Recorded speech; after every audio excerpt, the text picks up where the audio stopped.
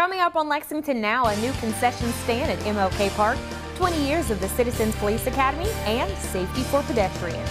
This and more up next on this week's edition of Lexington Now.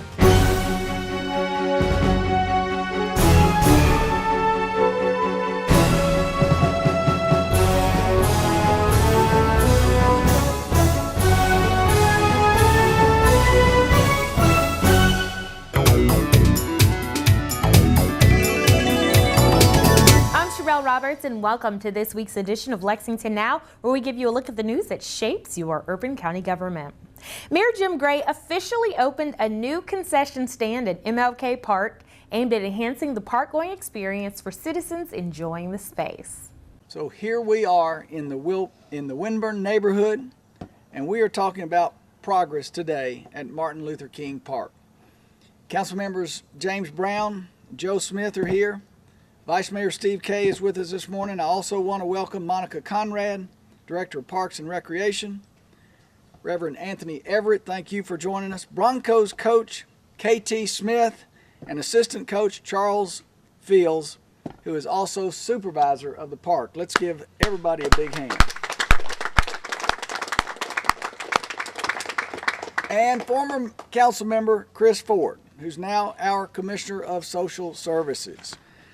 I'm going to tell a story in a minute about Chris and coming out here on a very cold winter day about 3 years ago.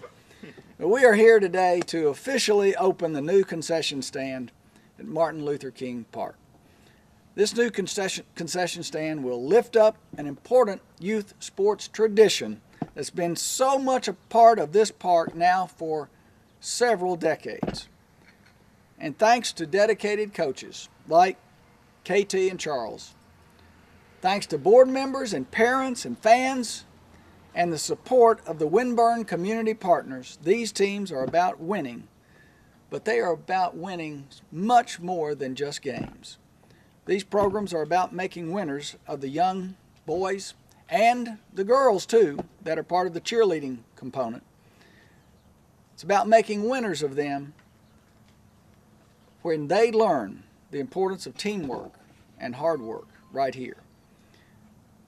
I said I was going to tell a story about coming out here with Chris. It was when Chris was still on the council. It was back in 2014 or 15, Chris? I think it was 14. You're right. KT and Charles were here. So we came out and we met with KT and we met with Charles. And we saw the really distressed, the dilapidated conditions of the concession stands here. Councilmember James Brown, who now represents Wayfinding, has also made this concession stand a priority. He contributed part of the surplus funds that he received.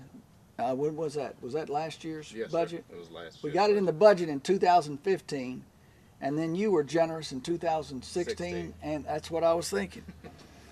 So James, why don't you tell us more about your work here with the Wayfinding community partners and how you're going about improving our community. I'd just like to say I'd like to thank everybody for coming out this morning. We have been working this year with the Wayfinding community partners. I see a lot of partners out there in the audience. I would go through and mention y'all, but I don't want to leave anybody out. But what our goal was, it was to work together and enhance a lot of initiatives already taking place in the community. Today's ribbon cutting is one of those culminating events that we decided to put some emphasis on and highlight because it's more than just a ribbon cutting for a concession stand. We've seen this as a promise and a commitment to this community. I've only been on council for 2 years, and the day I got sworn in on a Monday, and I got handed a thick budget book on Tuesday. And before I got that budget book, the mayor gave his budget address. And in that budget address, he mentioned the concession stand in Wayfinding. So what that told me is that there was a commitment to this community and there was a promise made. And by him seeing the importance of including that in his speech, he was passing that promise and that commitment on to council. So today, that's why we're here. We're here to follow up on that commitment and that promise to this community. Someone else that knows a lot about commitment is Coach KT and Coach Charlie Fields. I played football for the Broncos when I was 10 years old. So not to tell my age or to tell these gentlemen's age, but that was a long time ago, and that's real commitment. And my son, who plays football, also played for the Broncos. So the lessons they taught, the dedication that they have given to this community, not just Wimburn, but to the whole city, is tremendous. And you know, there's a quote that says, there's nothing stronger than the heart of a volunteer. I'd like to challenge that quote and say I don't think there's nothing stronger than the heart of a coach, because after coaching one season, Commissioner Ford can tell you he was a football coach. It takes a whole lot more. You can volunteer, you can show up, and you can put food on a plate, or you can donate some money, but to coach and actually have the patience and the tolerance to deal with young people and invest in them, I think it takes a lot. So I'd like to thank Coach KT, Coach Charlie Fields, all the youth coaches, Park and Rec for investing constantly in our young people through all the sports program, not just in MLK but throughout the whole city. And I'll make this promise: as long as we have committed and dedicated coaches, I will promise to be committed to supporting those coaches that provide a very, very important service to the youth in our community. Thank you. Great. Good deal. For more information about this concession stand and our parks in general, you can visit the city's website at lexingtonky.gov. Lexington Citizens Police Academy is celebrating 20 years of bringing law enforcement and citizens together through education and engagement. Here's more on the celebration. I was fortunate enough to kind of come into the academy behind Officer Debbie Wagner. She was pretty much the mentor that planted the seed that kind of came up with the idea back in '97 when it actually got started, to kind of provide a opportunity for the citizens of Lexington to come in and take a view of your police department. You can come in and kind of watch exactly what the police recruits go through. You can see how they're trained. You can talk to the training staff, you know, the theories behind why we do what we do, and giving them a chance to kind of make up their own minds. It's really education is really what it's all about, versus kind of having someone else kind of dictate, you know, your thoughts and processes about police work and why did he or she make a decision to do it like that. If you kind of come in and you spend a little bit of time vested, it's free. We just do it one night a week, about 3 hours. Usually have a meal before we get started, have a qualified instructor come in, get all your questions answered. A lot of it's hands-on, a big part of it's lecture as well. But it just really doesn't make sense not to take that opportunity to kind of come in and take a look at the legal authority there in your community and what you can expect them to be doing. You know, it's if you have a question about, okay, why is there one police officer out on that stop? Why is there 3 or 4 out on this one? Just commonly asked questions that you can get taken care of, and you can kind of get your own mind, around, you know, what exactly it is that we do, be educated and share it with others. That's really what it's about. It's a simple concept, but obviously if you're the authority in your community, your people should have the opportunity to come in and see what you do and why you're doing it. We have a motto, back the blue, and that's what we do. We back the blue in many different ways, and we teach that. After I graduated from the academy, that's when I said that the Alumni Association is just one step further. You can go ahead and get involved and more hands-on with more activities, doing different scenarios for them. And it's just very, very interesting, and you learn so much by doing that you have a lot better appreciation for what the police have to go through on an everyday basis. Talk to my friends, talk to the public, and let them know that the police really are not against the public. They're there to help us, and they're just all-around great people. We want to be the spokesperson for them, for the average citizen out on the street. To me, that's a privilege to get to know the officers. They're just like anybody else. They're like us. They want to go to work, go home in the evening, spend time with their family, and so forth like that. And that's what we try to portray that the officers are. And If you need help, don't be afraid to go up and talk to them. They're more than willing to talk to anybody, anytime, any place. Well, the Citizens Police Academy is one of the most important things we do here in Lexington because it brings the opportunity for people in our community to learn about our agency and learn about the officers, which I think are the most tremendous asset that our agency has. And once you join the Citizens Police Academy, they continue it on with our Alumni Association. That Alumni Association provides support not only financially, but also to the officers every day when they're out working. They oftentimes get to be able to say things that we're unable to say, or talking to the community to express concerns, or be able to say, I understand why that happened or occurred because I went through the Citizens Police Academy. We receive tremendous support from them. And right now, to be recognized like they have 4 times nationally as a Citizens Police Academy, as a national standard for the country, I think that's a tremendous asset for not only Lexington, our community, but also speaks well of our Citizens Police Academy and their leadership. So we're grateful for all they do. They do a tremendous amount of work in our community. They do a tremendous amount of work for our officers, and they're always out trying to help and seek and help other people. It's been such a tremendous success since beginning in 1997. I think what they've been able to accomplish has exceeded all of our wildest imagination and dreams. They have actually changed the culture of our police department. When I came on the police department in 1984, the culture was that you didn't bring your families around other police officers. We didn't have events to celebrate things, and it really wasn't a healthy environment from that perspective. The CPA has encouraged support of officers by holding family events and have actually really gone above and beyond. And now you go to events and you see officers who feel very comfortable bringing their kids and their families and sharing with other officers, and it's just a very healthy environment. And I attribute that to the efforts of the folks in the CPA and the Alumni Association. They've done so many things, and obviously they've done it well. They've won every award at the national level that is given to CPA alumni associations. They won the National Chapter of the Year 3 times. No other department or chapter has ever done that.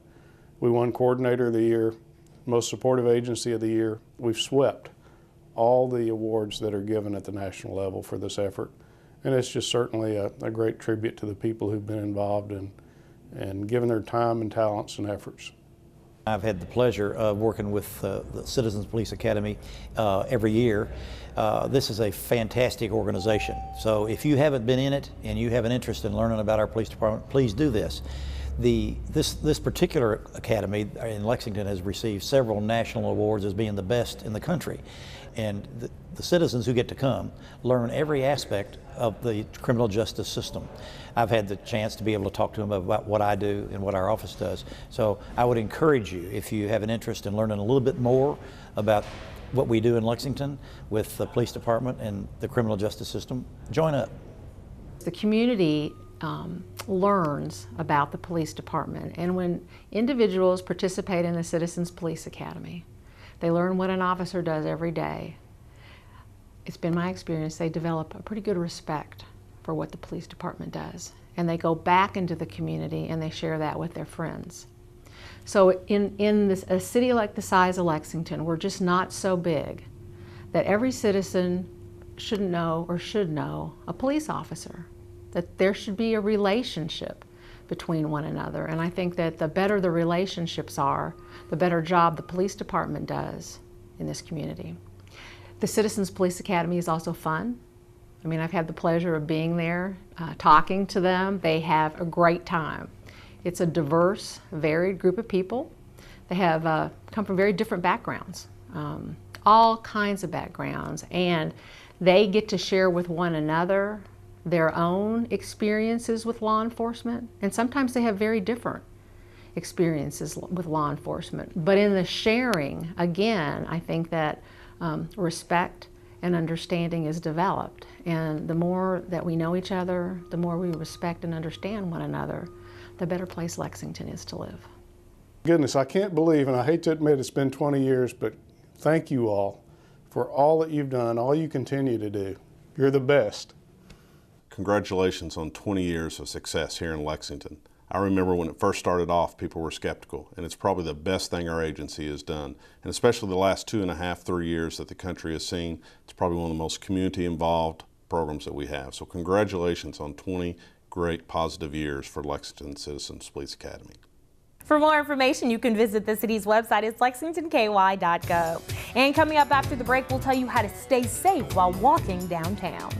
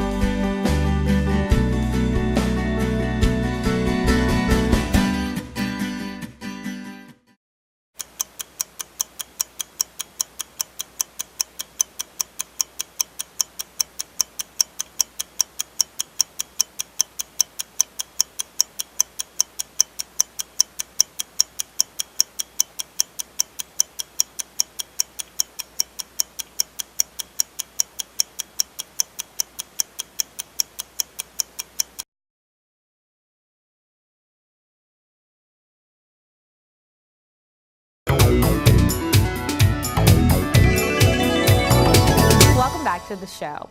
Lexington, like any busy metropolitan area, has many pedestrians on its streets at all hours of the day and night. And too often, those pedestrians aren't paying enough attention to their surroundings, which can be a danger to them and to motorists. Here's some tips on how you can safely navigate our busy streets as a pedestrian. Hi, I'm Officer Howard Florence. As kids, we're taught about safe ways to cross the street, but it's important that everyone practice pedestrian safety. The City of Lexington has a specific law about pedestrians crossing busy roadways.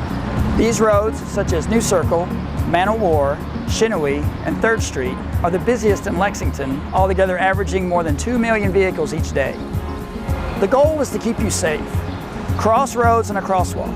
Where there is no crosswalk, cross at an intersection.